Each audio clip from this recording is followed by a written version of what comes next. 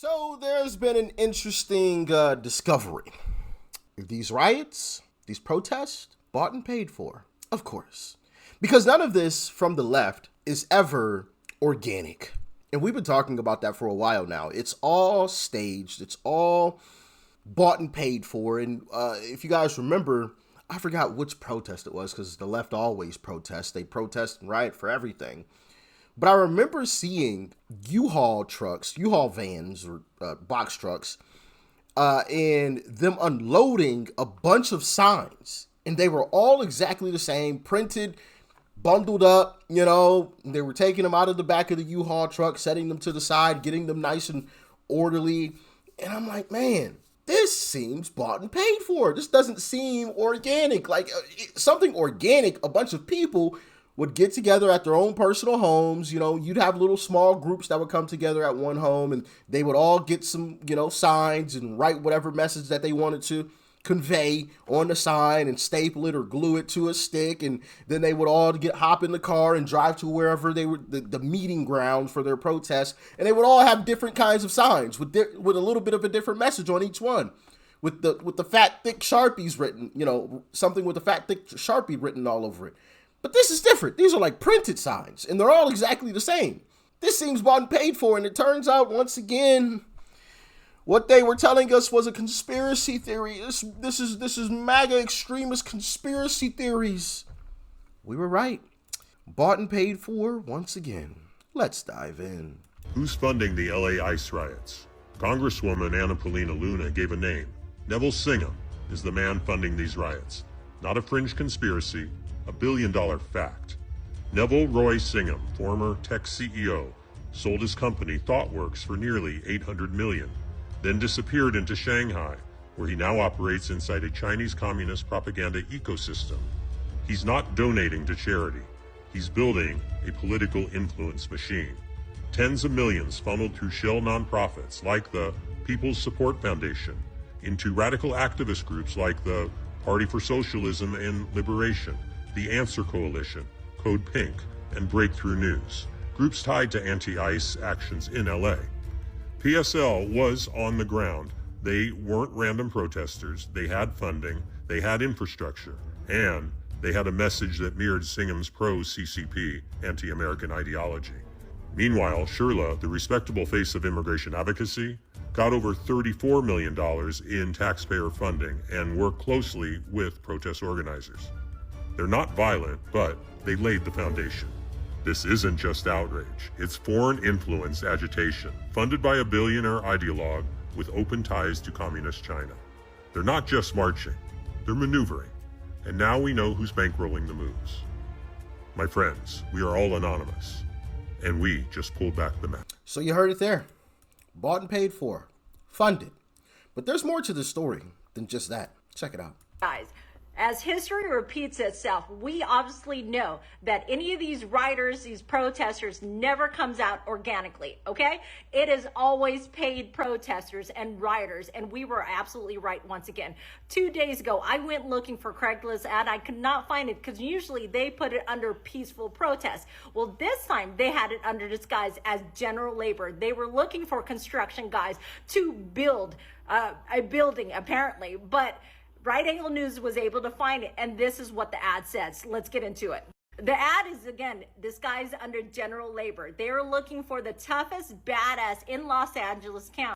They are seeking extremely tough, brave men for new crew in building.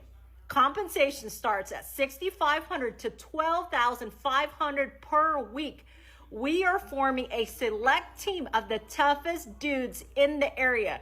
The unit will be activated only when the situation demands it, but you get paid every week no matter what. High pressure, high risk, no room for hesitation. What's even more wild is that Karen Bass, the mayor of Los Angeles, went on CNN to say this. Last night, I will tell you that it is peaceful now, but we do not know where and when the next raids will be. That is the concern, because people in the city have a rapid response network. If they see ICE, they go out and they protest. So Mayor Karen Bass is essentially confirming that there is a rapid response team, and this is it. Let's continue with the ad.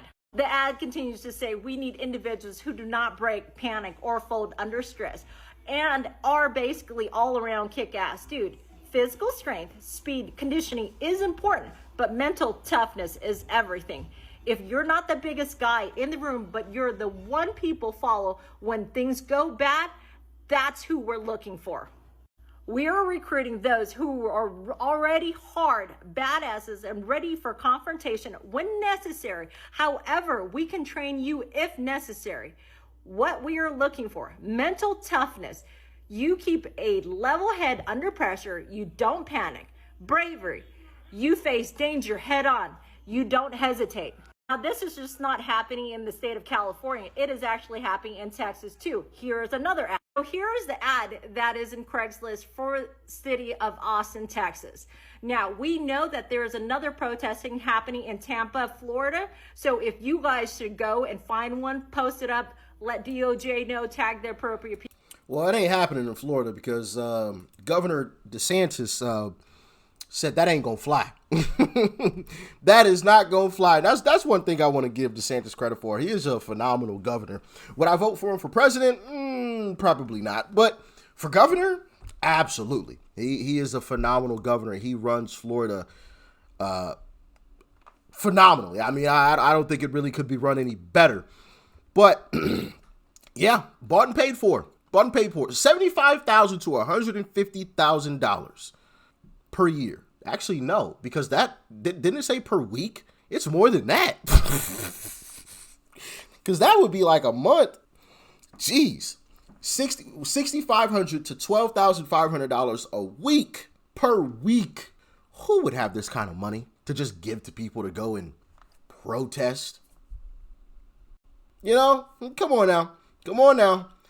This is common sense, but I also want to play this clip as well because she's definitely on point with what she has to say in this clip. So check it out.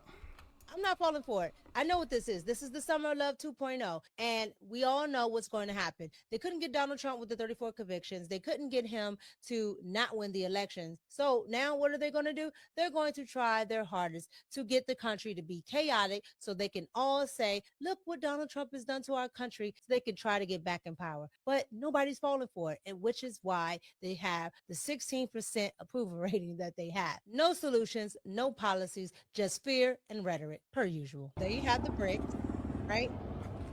Like, who put them there? And then when you turn around and see what's actually happened, okay, people were protesting, they cleared it, and guess who is on the other side of the street? The ICE agent. And the protesters were on that side. Go figure, you can still hear some of them chanting, yelling, and talking. But yet, they have these pallets here. It's unreal. Yeah, set up. Bought and paid for. I mean, it's so clear to see all of these pallets of bricks that randomly pop up wherever these protests are. Come on now. It's not a coincidence. It's not a coincidence. Not by a long shot. Not by a long shot at all. Okay? This stuff is just getting absolutely ridiculous. Deport every single one of these folks. Every single one. Every single person that is here illegally, deport them. And if you're here legally and you are out on the streets causing chaos, running into buildings, looting, okay, throwing bricks at government agents, you go to prison for 15 to 20 years. 15 years minimum. Minimum. Because that is not peaceful. 15 years minimum. That's what I say. You want to protest and you're here legally? No, we ain't gonna deport you. You're a legal citizen. But we're gonna put your butt in prison for 15 years. 15. I talked about this was it yesterday or maybe today? I don't know. My days just kind of blend together at this point, you know? Anybody else feel that way? Like the days just kind of blend together. You don't know what happened this day or that day. Anyway, talked about it one of the days, today or yesterday. I saw a video of protesters throwing bricks at police officers, and one of them managed to hit a police officer in the head, cracked him dead in his skull. That is absolutely ridiculous. Absolutely ridiculous. You do that, listen, that's attempted murder. So, maybe that 15 years ain't good enough. You know, I might have to rethink that 15. That 15 might turn to 30. Okay, that's attempted murder. Seriously, hitting somebody in the head with a brick? Yeah, it might. I might be leaning towards 30 years minimum. You launching bricks at federal agents, 30 years minimum. Mandatory minimum of 30 years. 30. And that's just the minimum. You might get more. Because if you actually hit them, you get 50. Okay? You get 50. But this is why I can't be president, man.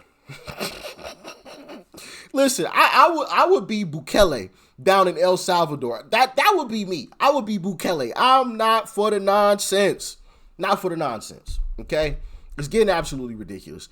You got grown adults who are far beyond adolescents, right? You know, people who are like 17, 18, 19, 20, 21, maybe 22. I'd have a little more lenience on them. You know, they're younger, brain is still developing, maybe 23, but beyond that, you're all right. You need to buy a toilet and a ruler and get you straight. Anybody younger than 23, I'll have some leniency, okay? They can easily be influenced, tossing bricks at people. I'm going to give you a slap on the wrist. I'm going to be lenient on those folks. But anybody older than that, bro, I'm throwing the book at you. 30 years minimum. And if you actually struck somebody, you're getting 50. Somebody who's 23 or younger, I'll probably put you on house arrest or something. Okay? Don't do it again. If you do it again, you're getting 50 years. Y'all agree? Disagree? Let me know. I would have a little bit of leniency towards the younger folks because I know a lot of people can easily be influenced to do things that they otherwise wouldn't have done, which is bad in and of itself. I'm not saying it's any less bad, but I feel like a lot of kids make mistakes, you know, do some dumb things that, you know, they learn from and then they never do it again. So I'd have a little leniency for those folks. But anybody else? Oh, nah. It's Bukele back in here. It's Bukele up in America, okay? Anyway, y'all let me know your thoughts and your opinions on all of this in the comment section. Make sure you guys hit that like button for the algorithm. I would greatly appreciate it. Y'all stay safe out there. Peace and love. I'm out.